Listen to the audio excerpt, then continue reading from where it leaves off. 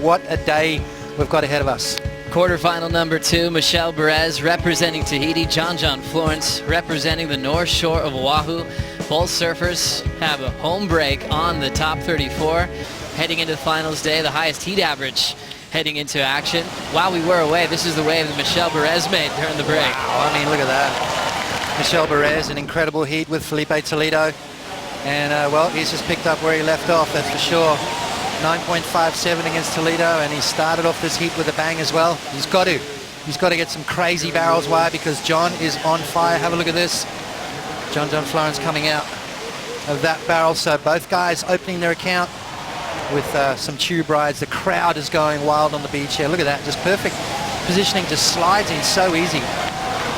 He makes it look too easy, Joe. If you've ever surfed backdoor pipeline, and it's a radical drop and it's a heavy tube to ride. Starting off with a lead, a 7.77, hitting the jackpot on his first wave.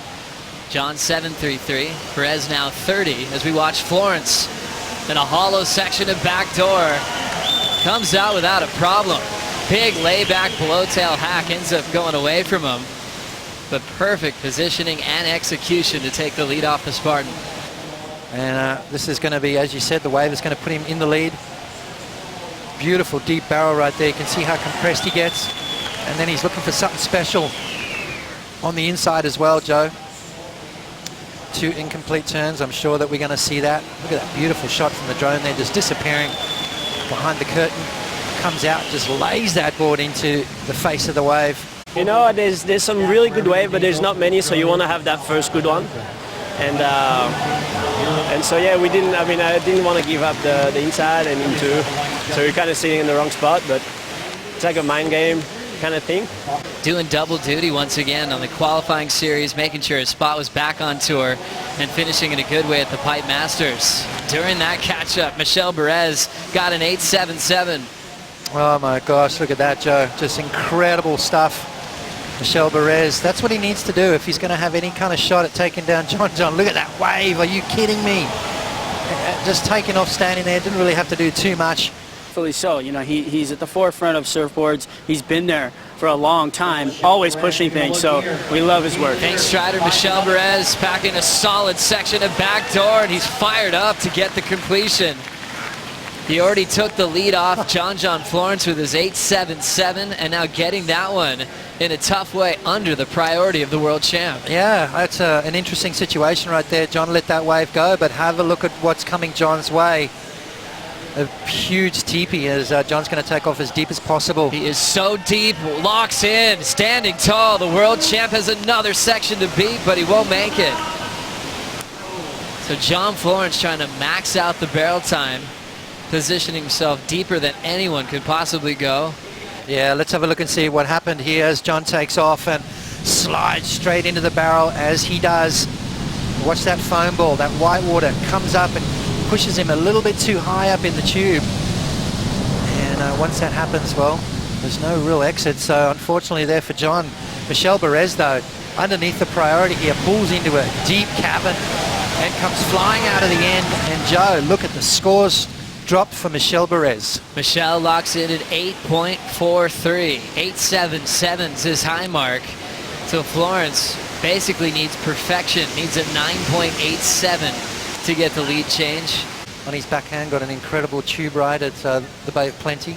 Michel Bourez up now, pots. Quick barrel at pipe. He'll just stay active, stay barreled while he's waiting for John Florence to make a decision with priority.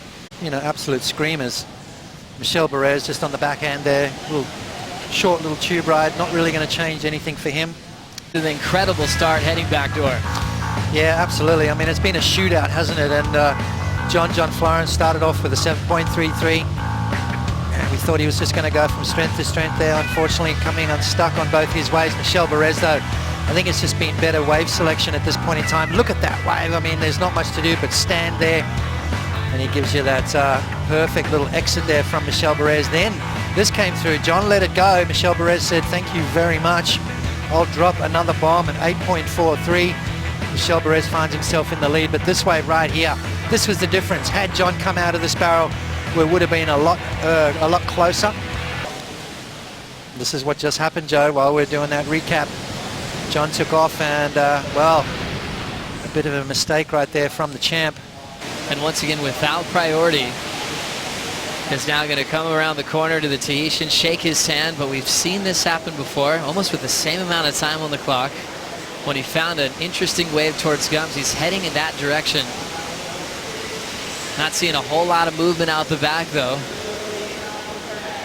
As we're now looking at the countdown, Michel now onto him and starting to head that direction as well. This time, John's not going to pull off the miracle, finding a wave up the top. And Michel Bourez takes out the world champ with solid scores of backdoor, an 8.77 and an 8.43 to move to his second ever semifinal here at the Pipe Masters. What a performance from the Tahitian. 17.20. And that's kind of what you got to do.